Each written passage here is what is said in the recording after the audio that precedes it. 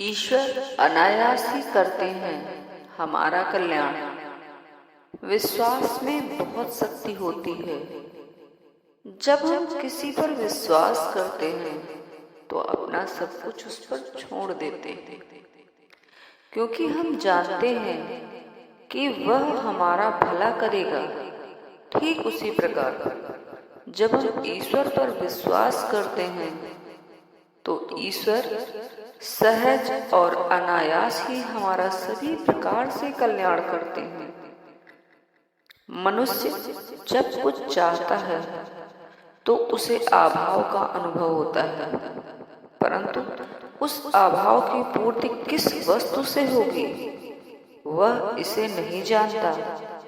बस उसे विश्वास होता है कि जिस वस्तु से मेरे अभाव की पूर्ति होगी उसको भगवान जानते हैं, और इसलिए वह उस अज्ञात वस्तु के लिए भगवान पर निर्भर रहता है। जैसे छोटा शिशु बिस्तर पर पड़ा रोता है, उसे कोई कष्ट है, जाड़ा लग रहा है, मच्छर काट रहे हैं या कोई पीड़ा है, वह यह नहीं जानता कि किस वस्तु की प्राप्ति होने पर मेरा संकट दूर होगा। वह केवल और केवल माँ को जानता है और रोकर माँ को बुलाता है। माँ आकर स्वयं पता लगाती है कि बच्चा क्यों रो रहा है, और पता लगाकर स्वयं उसके कष्टों का निवारण करती है और उसका उपाय ढूंढती है। इसी प्रकार इस अवस्था में भक्त के लिए उपयोगी अज्ञात फल के लिए भगवान पर निर्भर करता है और उन्हीं की कृपा से कल्याणकारी फल को प्राप्त करके संतुष्ट होता है। इसमें फलस्वरूप वस्तु का निर्भय भगवान करते हैं। इस दृष्टि से निर्भरता का यह स्तर ऊंचा होने पर भी सकाम भाव होने के कारण यह भी वस्तुतः आंशिक ही है। इसके बाद उन भक्तों की बात है जो केवल भगवान को ही प्राप्त करना चाहते हैं, और इनके लिए भी बिल्ली के बच्चे और छोटे शिशु के उदाहरण दे सकते हैं। ये केवल चिंतन परायण रहते हैं। उसका फल भगवान की प्राप्ति कब होगी, क्यों कर होगी, इस बात को भगवान पर ही छोड़ देते हैं, और वास्तव में यूं सब कुछ भगवान पर छोड़ने वाले बड़े लाभ में ही रहते हैं, क्योंकि प्रथम तो कोई शर्त न होने के कारण इनके भजन में निष्काम और अनन्य भाव रहता है। दूसरे जिनको पाना है वे ही भगवान जब स्वयं मिलना चाहे तब उनके मिलने में विलंब भी नहीं होता। भक्त को कहीं चलकर नहीं जाना पड़ता। बिल्ली की भांति या छोटे शिशु की स्नेहमयी जननी की भांति स्वयं भगवान ही उसके समीप आ जाते हैं। ऐसे ही भक्तों के लिए भगवान की यह प्रतिज्ञा है, केवल मुझ पर ही निर्भर करने वाले जो भक्त नित्य मेरा चिंतन करते हुए मुझे भली भांति भजते हैं, उन नित्य मुझ में लगे हुए भक्तों का योगक्षेम मैं स्वयं वहन करता हूँ। ऐसा भगवान ने गीता में कहा है। अप्राप्त वस्तु की प्राप्ति का नाम योग है और प्राप्त वस्तु के संरक्षण का नाम क्षेम है। इस योग और क्षेम के वहन का सारा भार स्वयं भगवान अपने ऊपर ले लेते हैं।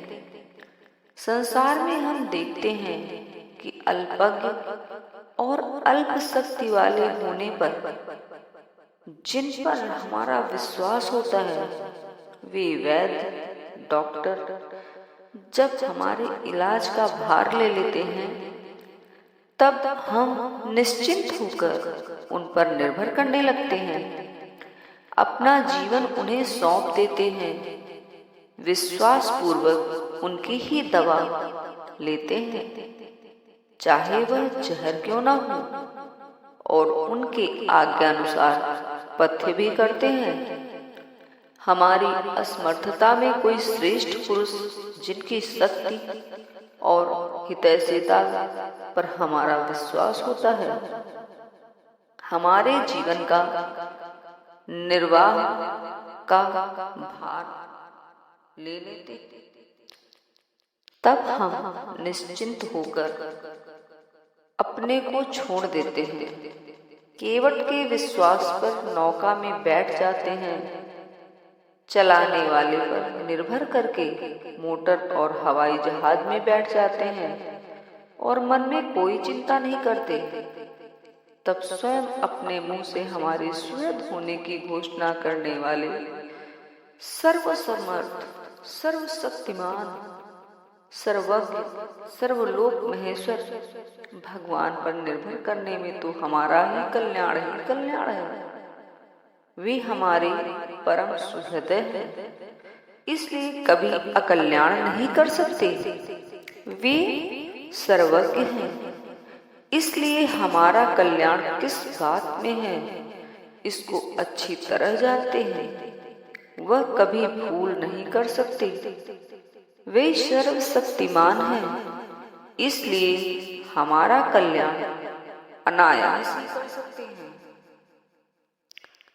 वे यहाँ तक जिम्मा लेने को तैयार हैं कि तुम्हारे लिए जो आवश्यक अप्राप्त वस्तु है उसकी प्राप्ति मैं भी करा दूंगा, और जो आवश्यक वस्तु प्राप्त है उसकी रक्षा मैं करूंगा। इतने पर भी हम यदि उन पर निर्भर करके उनके चिंतन परायण नहीं होते तो फिर हमारे समान मंद बुद्धि और मंद भाग्य और कौन होगा। यहाँ इस योगक्षेम से यह अर्थ भी लिया जाता है कि भक्त के देह परिवार आदि की रक्षा और उसके लिए आवश्यक लौकिक पदार्थों की व्यवस्था भी भगवान ही करते हैं। ऐसा अर्थ लेना अनुचित भी नहीं है, क्योंकि अनन्य भक्त की तो अपने भगवान को छोड़कर न किसी अन्य वस्तु में आसक्ति है, न किसी वस्तु की ओर उसका लक्ष्य है, न देह परिवार आदि की देखरेख की उसे चिंता है, और न उसे दूसरे के अस्तित्व की कल्पना करने के लिए अवकाश ही है। ऐसी अवस्था में भक्त वत्सल भगवान उसके देह परिवार आदि के लिए आवश्यक प्राप्त सामग्रियों की रक्षा करें, अप्राप्त की प्राप्ति करवा दें, तो इसमें क्या अनहोनी की बात है। बल्कि भगवान पर निर्भर करने वाले भक्त का योगक्षेम और भी अच्छा होना चाहिए। ईश्वर अनायास ही हमारा कल्याण करते हैं।